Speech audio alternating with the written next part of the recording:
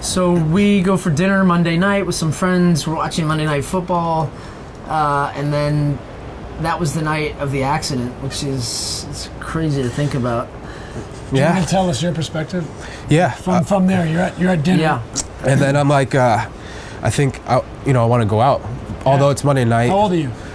23. Yeah. 23, yeah. And he's like, no, I can't. Like, I got this. I'm playing this game. I said, well, I'm going to call a friend and see if he'll go. If he won't, then I'll come back to you. He's like, I'm in. And the funny thing is, it's not funny, but the coincidence is he was in a similar car accident to mine, and he couldn't play. He couldn't recover from this accident. Before this? Yeah. While he was with the youth national team. And he was a rising star at the time as well.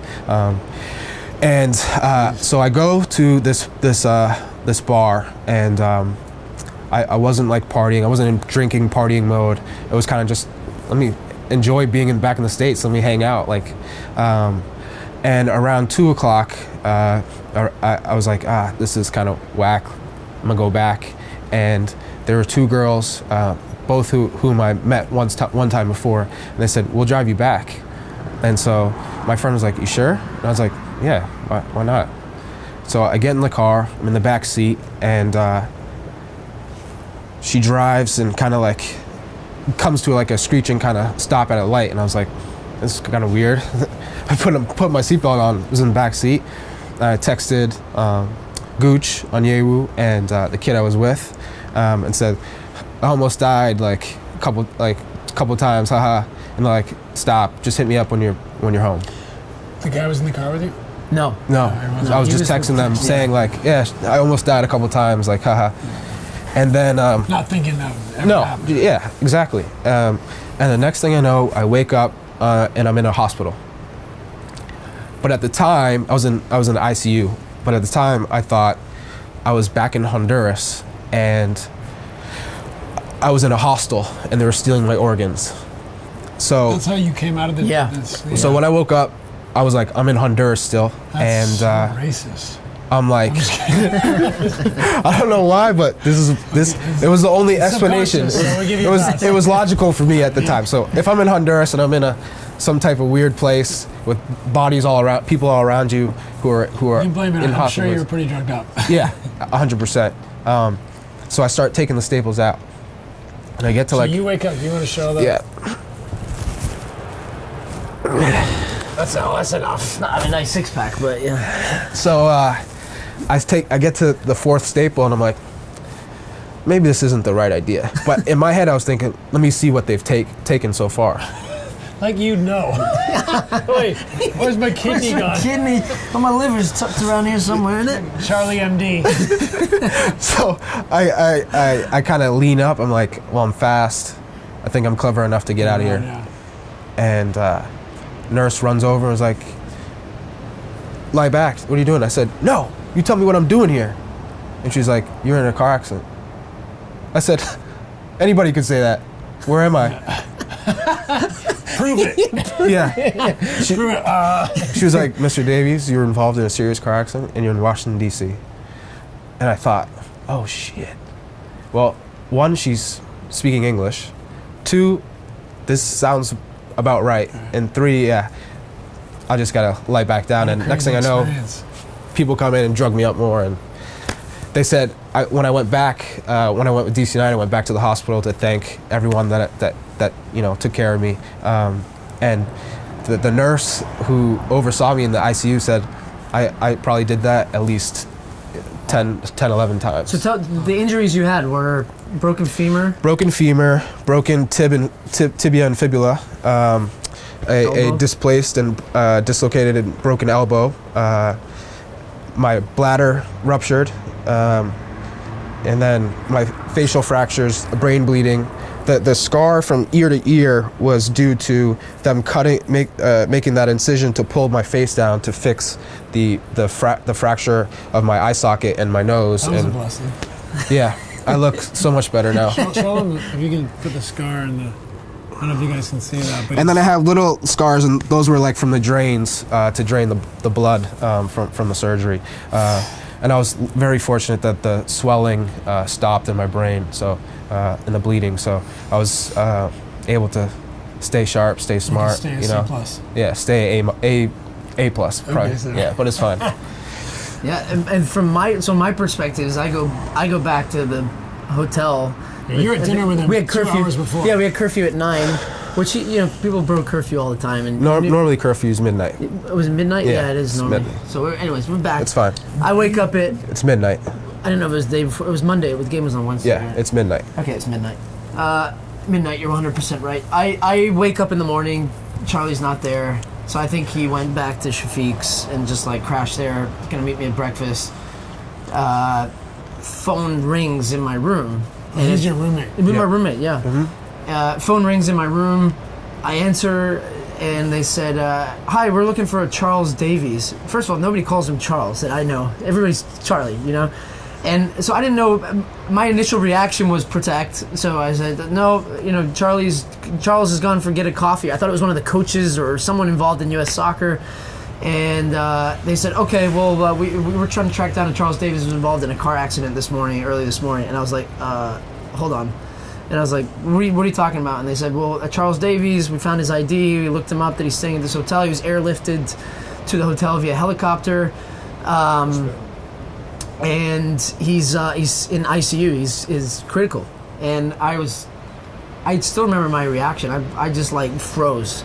And I called team administrator Pam Perkins straight away. I said, "You need to come in the room quickly." One of the hardest phone calls of my entire life was calling his wife, Nina. I'll never forget her voice when she's just like, "What happened?" Just like sobbing and trying to like process all of it. Where was he? Why weren't you guys together? And it's like just trying to explain the stuff that was like irrelevant at that point. And she was on the next plane along with your family. I had to call your family too. And then Pam pulls me in a room. I sit down with Pam and Bob, and they say, "Tell us everything that happened last night." And then they call the hospital, and they found out everything that was going on. Pam went straight there to see you at the hospital, and everybody's like... And you didn't know nothing at this point. I knew nothing. And then once Pam had gone to the hospital, they called me first because they knew I knew everything. Every teammate saying what's happened with Charlie. Bob calls a team meeting and tells the whole team what had happened. What was the vibe like in that team meeting? Oh, dude. I'm about to cry right now, but it was like everybody was just in shock and disbelief, and like I've never even heard this. Like, Really? I don't know. What did Bob say, and what did you say? And Bob just said, we want to make you guys aware of Charlie was involved in a serious car accident last night. He's in ICU. We don't know a lot of details right now. We're going to keep everybody updated. Please keep this within the room. It's a very serious matter. Charlie's family's on the way. All we can do now is we can all come together for Charlie. Nobody can go and see him right now. What we have to do for Charlie is stay focused on our jobs. We have to get the job done on Wednesday for Charlie. Like, everything is for him at this point now. And then I left the room, and it was, everybody knew I was knew more than anyone else, and I was getting pulled questions. Everybody said, "What's going on? Like, what happened? Where were you guys? What were you doing?" It's crazy, man. Really, really crazy. And you know nothing. So. I knew nothing, and it was the hardest thing that we were not allowed. Nobody was allowed to go see him. I called my coach at the Houston Dynamo before the game, and I said I want to stay in DC through Sunday, and I would miss our game on the weekend. And he's like, he goes, "Okay, see what you can do." And they said nobody can go and see him. It's no visitation. It's family only. It's like no. So that was so hard, man. We had to go back to our class. I couldn't see him. I couldn't talk to him. I remember the first time I talked to you on the phone. When were you drugged out of your mind. So that's the next morning from the accident. When were you first able to speak? So, like, I have flashes of seeing my wife, Nina. The next day? No, probably like 4 or 5 days later. Wow. So did you see her before that? You obviously saw her before I that. saw her. Did you talk to her before that and don't remember? Or you weren't awake to talk to her for 3 or 4 days? I remember the first time I saw her was probably 2 days after. I was still on a breathing machine, and I saw her, and I was trying to reach out to her, and I saw just tears just fly off her face, and I did that as well with my brother, and then probably 7 to 10 days is when I could start to talk. And still my speech was like Yeah, I remember calling you. I when couldn't you could find do that. words. Like we'd be talking, and then I'd be like, Like your brain "Oh, was I'm missing like a word." So it was tough, and all the medicine I was on, I was, it's funny now, but back then I would tell the nurses like I got a Super Bowl to get back for, and my brother and my wife were looking at me like, what is this? I said, hey, when can I get back? I got a Super Bowl, the team needs me, this is important. And they'd look at me like, we don't know, it's kind of just day to day. And then my brother started laughing because I think he was just nervous, uncomfortable. And I said, his name's Justin. I said, what are you laughing about, Michael? Michael Kruger. I called him Michael Kruger. Michael Kruger. Hey, Michael Kruger, what's so funny? Wow, so your brain is still putting it together. Yeah. For how long? Like, when did you know when you were secure? Like, when would you say you were back to at least being coherent? 2 weeks, probably. 2 weeks. Yeah. And I remember... Luckily, you didn't know any better. And I didn't know anything about the accident, really, until 2 weeks into it, a detective came in and said, yeah, it's sad that, someone passed away in this accident. I said, what? He's like, oh, yeah. The passenger passed away. And I had no idea, and then it kind of hit me like, this is... Yeah, you could have died. I could have died. This is serious. So you didn't say that the car split in half, and his half rolled down into a ditch. Down the middle? Or Yeah, he just half flipped, and right? half? He flipped and chopped on the... Chopped down the middle. Like on- long ways? Or? Like the front, Passenger the front and the back. Yeah, no, from the back seat to the front seat, right. straight in half. So you went one way, then. Yeah. And Aguchi Onyewu had a friend. What was the impact? You were driving and got hit by someone, hit him. No, I have no idea. You still don't and know? Nope, still no idea. Investigators don't know? They'd never talked to me about it, so. Okay, so you don't care. I mean, at this point, yeah, I mean, it wasn't going to change anything how it happened. But And by the way, the game that we played, we still had to play a game on the Wednesday. One of the worst games I've ever played. I was a disaster from the first minute. And the crowd in the 9th minute, he was number 9, held up. Every member in the crowd holds up the number 9. And I remember looking up in the crowd and just like crying in the middle of the game. Everybody. And I think Josie either scored that game or something. And I remember he had, everybody had shirts for you on underneath. And we played this terrible game against Costa Rica, and then Jonathan Bornstein scores a goal in the 95th minute off a corner from Robbie Rogers for us to tie Costa Rica and to win the send group. them out of the World Cup and for us to win the group.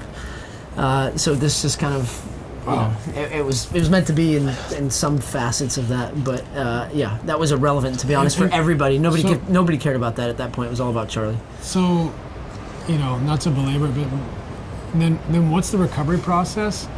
Basically, I want you to go through what's the recovery process, and then how globally do you figure it impacted your career? But also, first of all, I'd say, you can confirm this, you, from day one of being coherent, it was not like, am I going to be okay? Because nobody was even thinking about you playing soccer again at that point. It was, is Charlie going to be able to walk?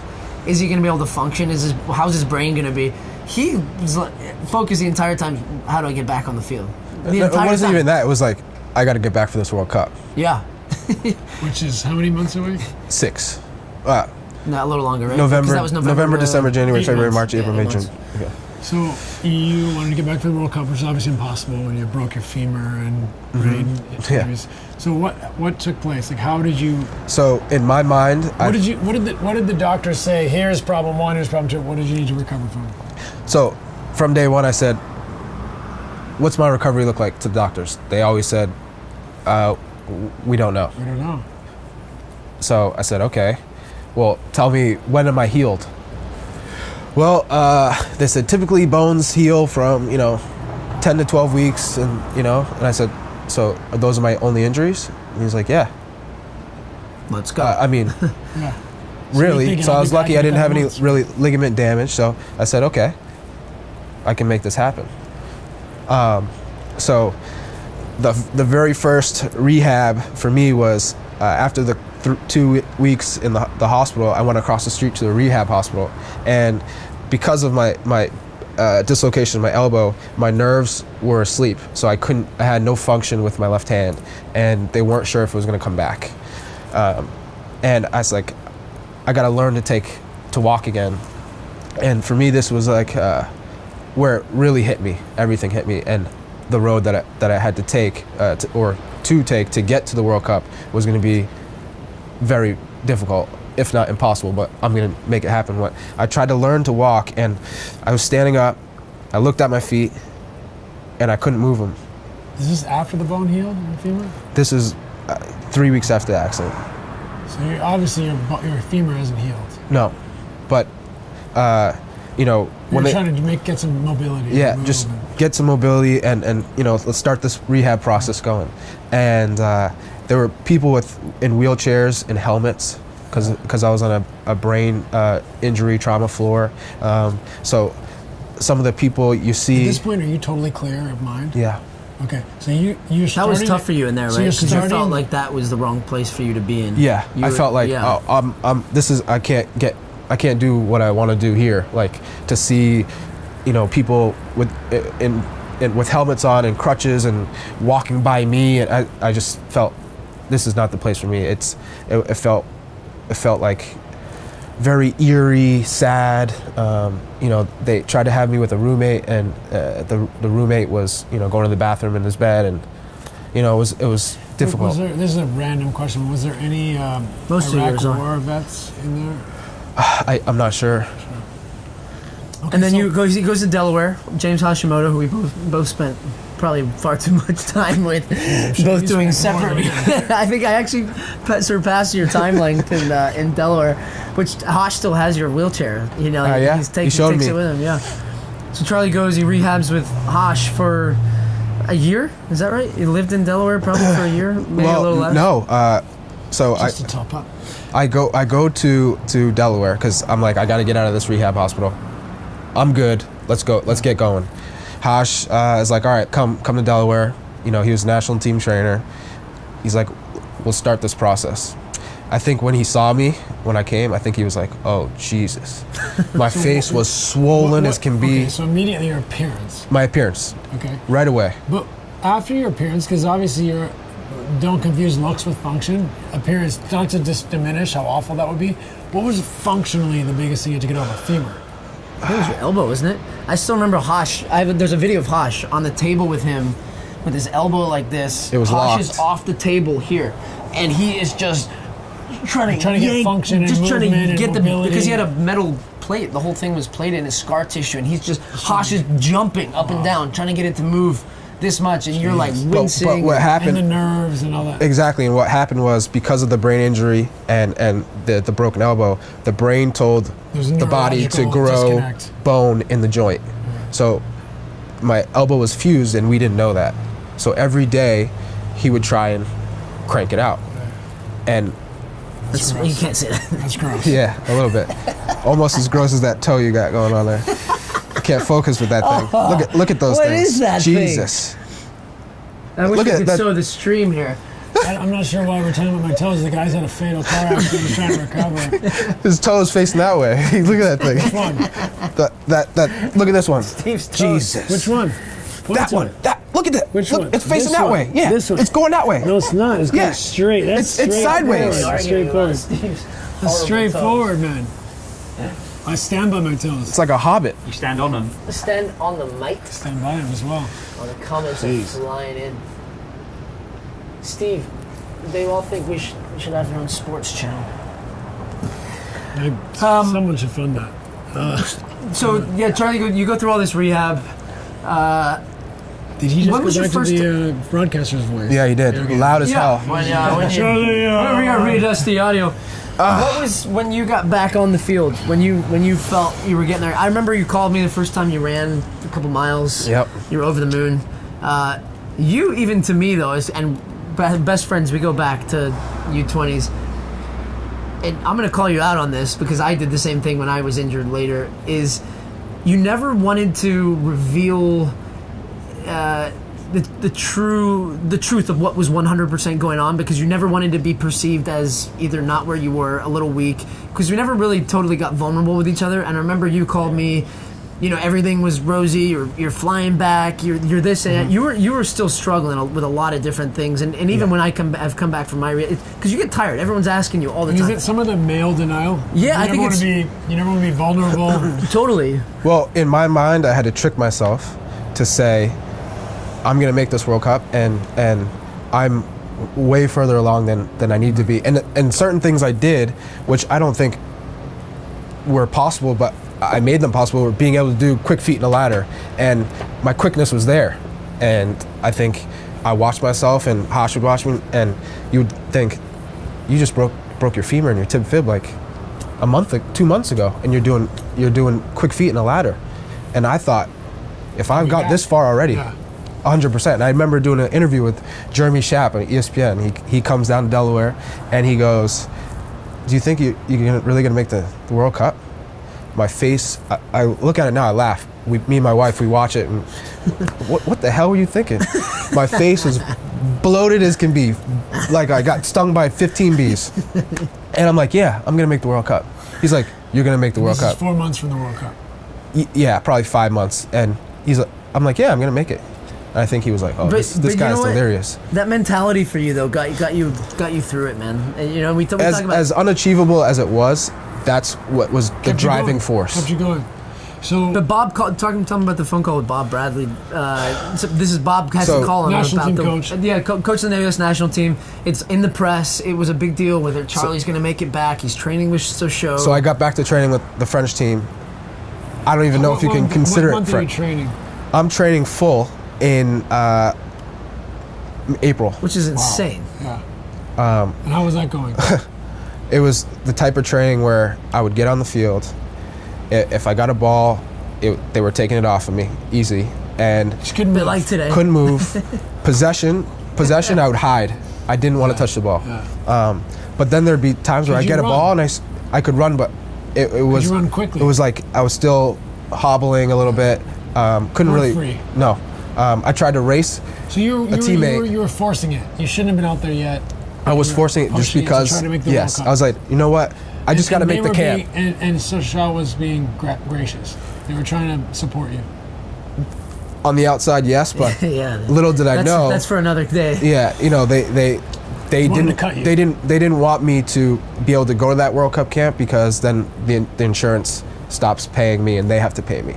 So they never told me that until literally the day it happened. But I felt like, if I keep pushing myself in this training, regardless of how bad I am, I'm on the field.